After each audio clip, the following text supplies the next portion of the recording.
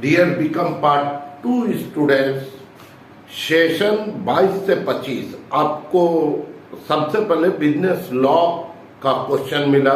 हम बड़े थैंकफुल हैं और निश्चित रूप से ये यूजफुल है। सेकंड आपने कहा स्पेशलाइज्ड अकाउंटेंसी। स्पेशलाइज्ड अकाउंटेंसी के क्वेश्चंस भी आज अपलोड किए जा रहे हैं। देखिए कौन से क्वेश्चन थ्योरी में है, मैंने प्रैक्टिकल में भी क्वेश्चन आपको गेस किए हैं, पर प्रैक्टिकल भैया प्रैक्टिकल ही होता है, उस टाइप के क्वेश्चन होंगे। तो आइए पहले थ्योरी में देखा जाए। पहला क्वेश्चन, सूत्रधारी कंपनी और सहायक कंपनी की परिभाषा दे। Define holding company and subsidiary company, दोनों में अंतर स्पष्ट करें। Make a difference between the two. कैसे एक मिश्रित आर्थिक चिट्ठा बनाया जाता है।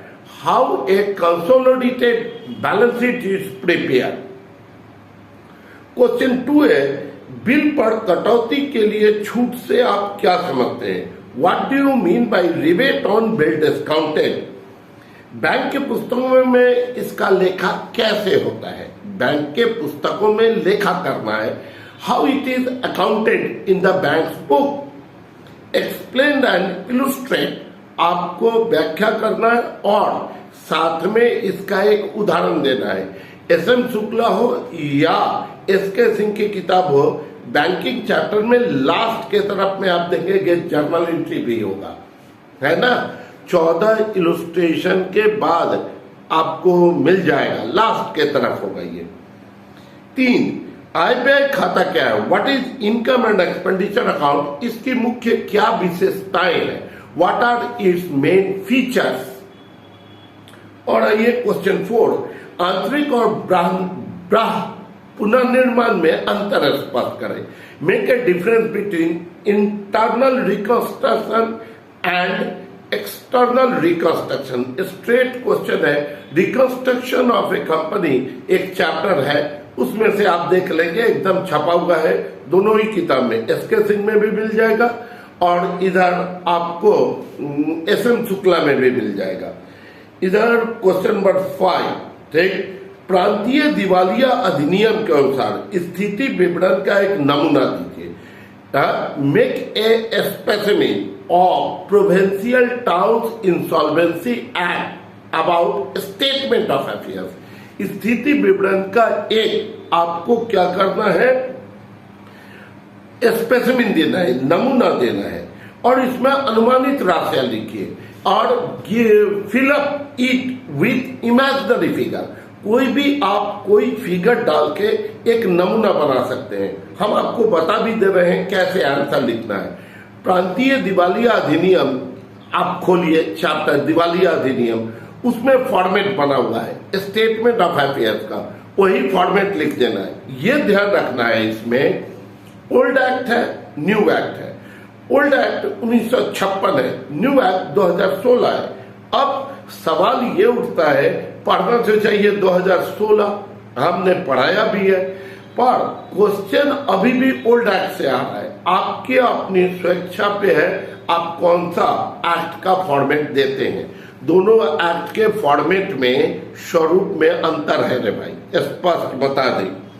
क्वेश्चन नंबर 6, समामेलन के पूर्व एवं पश्चात लाभ हानि निकालना क्यों आवश्यक है।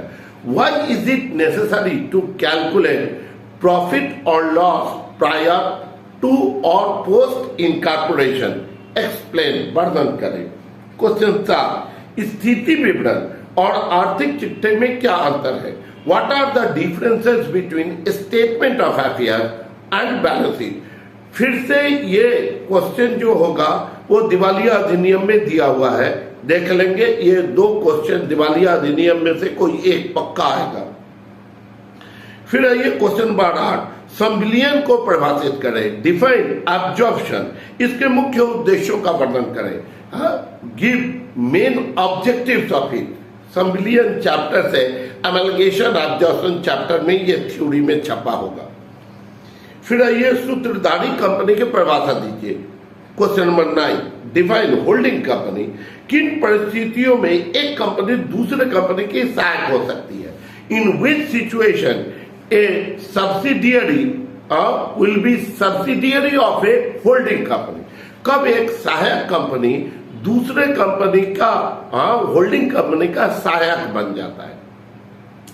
देखेंगे कुछ एक पॉइंट दिया हुआ है एसके सिंह के भी किताब में और एसएम शुक्ला में भी। एक जैसे एग्जाम्पल दे रहे हैं आपको, अगर कोई कंपनी दूसरे कंपनी का 51% या उससे ज्यादा अंश शेयर परचेज कर लेती है तो दूसरी कंपनी पहले वाली कंपनी का सहायक कंपनी कहलाती है, और जिसने 51% या उससे ज्यादा का अंश खरीद लिया है वो सूत्रधारी कंपनी कही जाती है। अब एक बार देख लेंगे, ऐसे ही 5-6 पॉइंट दिया हुआ है।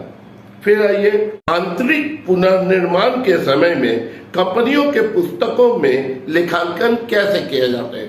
What are the accounting journal entries in case of internal reconstruction of a company. और देखिए प्रैक्टिकल क्वेश्चंस, तो एसएम शुक्ला से रिकंस्ट्रक्शन का इलस्ट्रेशन 6, 7, 8, 9 बस। लिक्विडेशन से आपको एसएम शुक्ला का क्वेश्चन नंबर 2, 3 and 9 और इलस्ट्रेशन 1, 2, 3 and 9। और है होल्डिंग कंपनी, एसएम शुक्ला का इलस्ट्रेशन 5 to 15 के बीच में ही क्वेश्चन होता है। इंसॉल्वेंसी हमने ओल्ड एक्ट से ही दिया है। एसएम शुक्ला से क्वेश्चन 1 to 8 के बीच में कोई क्वेश्चन होगा, और इलस्ट्रेशन 1, 2, 3, 6 and 7।